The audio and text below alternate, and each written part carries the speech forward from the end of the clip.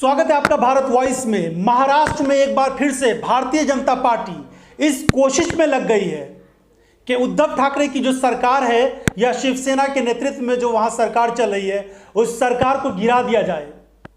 ठीक मध्य प्रदेश वाली स्थिति बनाने की एक पूरी कोशिश की जा रही है। एक लिखे हुए स्क्रिप्ट की तरह ऐसा लग रहा है कि सब कुछ किया जा रहा है। एक ऐसे समय में जब देश में सेना भर्ती को लेकर आई नई स्कीम के बाद जबरदस्त तरीके से विवाद है, युवाओं के अंदर गुस्सा है। अच्छी बात यह है कि युवाओं ने हिंसक प्रदर्शन छोड़ दिया है, लेकिन इस बात को मत भूलिए कि युवाओं के मन में जो गुस्सा और नाराजगी है उसको खत्म करना मोदी सरकार के लिए आसान काम नहीं होगा।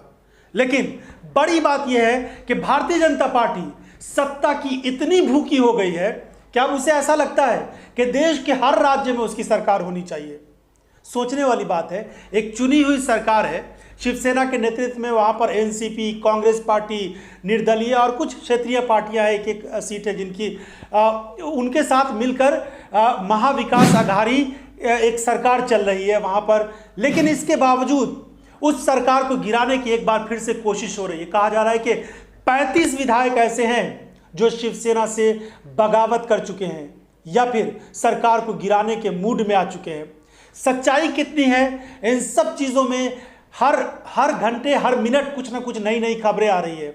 एक बड़ी बात यह है कि भारतीय जनता पार्टी ने ऐसा लगता है कि एक बड़ी प्लानिंग कर ली है कि वहां पर की सरकार को गिरा दिया जाए। सूरत में इन विधायकों को रखा गया है। सोचिए, गुजरात के सूरत में, गुजरात भारतीय जनता पार्टी का गढ़, प्रधानमंत्री नरेंद्र मोदी, अमित शाह और फिर भारतीय जनता पार्टी का जो किला है, उसी गुजरात के सूरत में इन विधायकों को रखा जा रहा है। परिवार के लोगों का, शिवसेना के बहुत सारे विधायकों का आरोप है कि उनको कहाँ रखा गया है ये बताया नहीं जा रहा है। परिवार के लोगों से उनकी बातचीत नहीं कराई जा रही है। भारतीय जनता पार्टी है, कुछ भी कर सकती है। अगर ये सवाल किया जाए कि भाजपा वहाँ की सरकार को क्यों गिरा रही है, इसका जवाब तो किसी के पास नहीं है। भारतीय जनता पार्टी इतनी मजबूत पार्टी है कि वो कुछ भी कर सकती है। उसके पास इतने पैसे हैं, अथाह संपत्ति है भाजपा के पास, वो कुछ भी कर सकती है। 500 करोड़ के आसपास कांग्रेस पार्टी के पास संपत्ति है, तो 5000 करोड़ रुपया के आसपास भारतीय जनता पार्टी की संपत्ति है। 4000 यानी 4800 करोड़ रुपया। लेकिन बड़ी खबर इस वक्त की यही है कि महाराष्ट्र में जो बगावत शुरू हुई है उसके पीछे भारतीय जनता पार्टी की क्या उसी स्क्रिप्ट को दोहराने की कोशिश है कि जो मध्य प्रदेश में लिखी गई थी। एकनाथ शिंदे को इसमें मोहरा बनाया जा रहा है। वहां पर ज्योतिरादित्य सिंधिया थे जो मुख्य चेहरा थे और उनके साथ विधायक टूटकर आए थे कांग्रेस पार्टी से। लेकिन यहां पर शिवसेना के विधायकों को तोड़ने की कोशिश हो रही है। भारतीय जनता पार्टी की 5वीं बार महाराष्ट्र में सरकार को गिराने की यह कोशिश कितनी कामयाब होगी ये अलग बात है। लेकिन बात असल ये है कि जहां जहां भारतीय जनता पार्टी की सरकार चल रही है उन राज्यों की स्थिति देखिए। मध्य प्रदेश में पिछले कुछ महीनों में हम देख रहे हैं कि किस तरीके से अस्पतालों की जर्जर स्थिति बनी हुई है। लोगों को एम्बुलेंस तक मैसर नहीं हो रहा है। या फिर भाजपा के नेतृत्व में चलने वाली बहुत सारे राज्य ऐसे हैं उनकी हालत बहुत खराब बनी हुई है। केंद्र की मोदी सरकार को 8 साल पूरे हो गए हैं। सोचिए मोदी सरकार का क्या कारनामा है, सिवाय ये कि फोटो सेशन के अलावा या फिर किसी भी तरीके से मीडिया में बने रहना। एक वायरल वीडियो आपने भी देखा होगा कि कैसे प्रधानमंत्री नरेंद्र मोदी अपने ही नेताओं को एक्शन दे रहे हैं कि आप यहाँ खड़े रहें और मैं इधर से आता हूँ, और चारों तरफ से कैमरे लगे हैं। ये वीडियो तो आपने देखा ही होगा। इस वीडियो को देखने के बाद बहुत सारे लोग बहुत सारे सवाल भी कर रहे हैं, बहुत तरह के सवाल उठा भी रहे हैं प्रधानमंत्री नरेंद्र मोदी के काम करने के तरीकों पर। इसके पहले हमने देखा था दिल्ली में एक टनल के उद्घाटन के दौरान प्रधानमंत्री नरेंद्र मोदी ने किस तरीके से बोतल उठाई, उसमें कचरा भरा। सारी दुनिया जानती है कि प्रधानमंत्री का अगर दौरा होगा, वो नया नया टनल जिसका उद्घाटन हुआ है वहाँ पर उस तरह की बोतल हो ही नहीं सकती है, सिवाय ये कि वहाँ पर रखा जाए, उसको सुनियोजित तरीके से संभाल कर उस बोतल को एक जगह पर रखा जाए। वो जो टुकड़ा था पेपर का या जो भी रहा होगा उसको वहाँ पर रखा जाए, वरना एसपीजी के घेरे में रहते प्रधानमंत्री और ऐसे सुरक्षा के बंदोबस्त किए जाते हैं कि हम और आप सोच भी नहीं सकते हैं।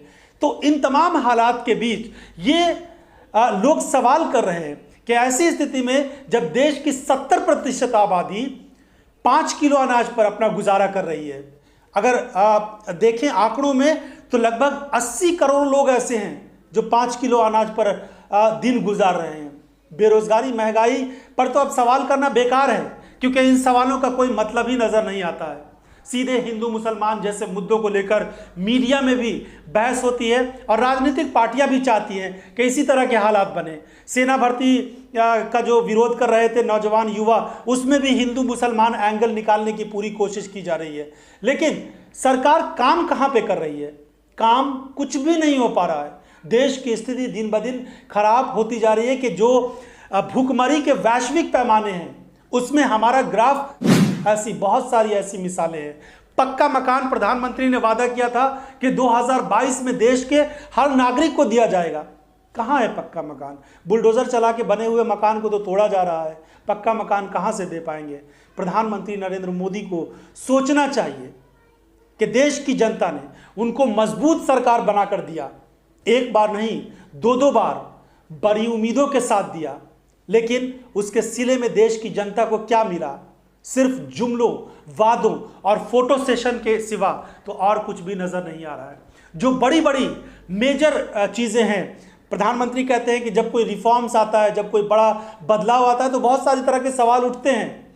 रिफॉर्म्स आया, बदलाव आया, नोटबंदी जिसे एक बड़ा कदम कहा जा रहा था प्रधानमंत्री का, मोदी सरकार का, भाजपा सरकार का, उसके नतीजे हम देख रहे हैं। स्थिति क्या है? जम्मू कश्मीर में आतंकवाद खत्म होने का नाम नहीं ले रहा है। अभी भी टारगेट किलिंग का सिलसिला जारी है, लेकिन मीडिया में ये खबरें नहीं चल पा रही है। बहुत सारे लोग जो कश्मीरी पंडित हैं, जिनको बसाए जाने की बातें कही जा रही थी, जिनको लेकर फिल्में बनी थी, बड़े बड़े दावे किए जा रहे थे, वो अब भी विरोध प्रदर्शन कर रहे हैं। लेकिन उनको क्या मिला? आतंकवाद जम्मू कश्मीर से खत्म नहीं हुआ, दावा किया गया था। छत्तीसगढ़ और उड़ीसा के बॉर्डर पर आज ही जिस तरह के नक्सल हमले हुए हैं, उससे साफ लगता है कि जो नक्सलवाद है वो भी खत्म नहीं हुआ। तो नोटबंदी का क्या फ़ायदा हुआ? आखिर आपके इतने बड़े बड़े रिफॉर्म्स की बातें जो करते हैं, उस रिफॉर्म्स का क्या फ़ायदा जिससे देश की जनता को कोई बड़ा फ़ायदा ना हो? जीएसटी को लेकर अभी भी इतना संशय है, इतनी सारी पेचीदगियां हैं कि व्यापारी वर्ग ऐसा कहता है कि उसकी एक तरह से कमर टूटी है इन सब चीज़ों को लेकर। लेकिन सरकार इन तमाम चीज़ों को छोड़कर, उसे ऐसा लगता है खास करके भारतीय जनता पार्टी को, कि वो पूरे देश में अपनी सरकार बना ले। जहाँ जहाँ पर दूसरे दलों की सरकारें हैं उसको गिरा दे और वहाँ पर अपनी सरकार बना ले। ये जो सेना भर्ती की नई स्कीम आई है अग्निवीर को लेकर और अग्निपथ स्कीम को लेकर, लोग बहुत सारे सवाल उठा रहे हैं। कह रहे हैं कि आने वाले दिनों में जिस तरीके से पीएसयू हैं, जो सरकारी यूनिट्स हैं, उनको जो बेचा जा रहा है, उसके लिए जो प्राइवेट कंपनियां लेंगी, और खास करके प्राइवेट कंपनियां कौन लेंगी? अडानी और अंबानी जैसी कंपनियां हैं, वो इन तमाम सरकारी कंपनियों को खरीद रही हैं। तो ऐसी स्थिति में उन्हीं को सिक्योरिटी गार्ड की ज़रूरत होगी और फिर उनको ट्रेंड सिक्योरिटी गार्ड की ज़रूरत होगी, तो उन्हीं के लिए ऐसा कुछ लाया गया है। इससे बहुत सारे लोग हो सकता है सहमत हो या असहमत हो, लेकिन इतना ज़रूर है कि इस तरह के सवाल अगर उठते हैं तो इन सवालों का जवाब सरकार को और प्रधानमंत्री नरेंद्र मोदी को ज़रूर देना चाहिए। जिस तरह से रेलवे हो, बंदरगाहें हो, एयरपोर्ट्स हो, ट्रांसपोर्टेशन के जो संसाधन हैं, वो अंबानी का एक तरह से एक छत्र राज होता जा रहा है। इस पर सवाल तो उठेगा ही ना कि आने वाले दिनों में आखिर किस तरीके से सरकारी कंपनियों को एक कंपनी या एक हस्ती के हवाले किया जा रहा है। लेकिन इन तमाम सवालों का कोई जवाब नहीं। सवाल इतना है कि भारतीय जनता पार्टी को सत्ता चाहिए, अलग अलग राज्यों में सरकार चाहिए और केंद्र में हमेशा लंबे समय तक वो बनी रहे।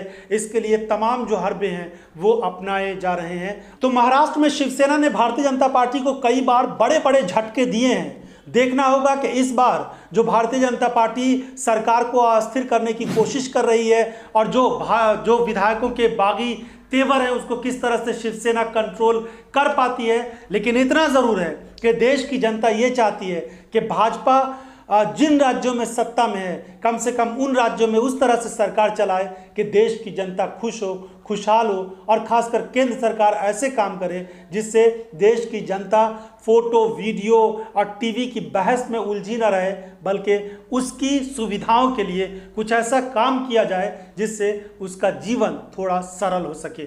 महाराष्ट्र की सरकार को अस्थिर करने की जो कोशिशें हो रही है उस पर आपकी क्या राय है? क्या आपको भी लगता है कि भारतीय जनता पार्टी यहाँ सरकार को गिराने की पूरी कोशिश कर रही है और हर तरह के वो हरबे अपना रही है जिससे महाराष्ट्र की सरकार गिर जाए? अपनी राय हमें जरूर दीजिएगा। वीडियो कैसा लगा ये भी बताइएगा। धन्यवाद।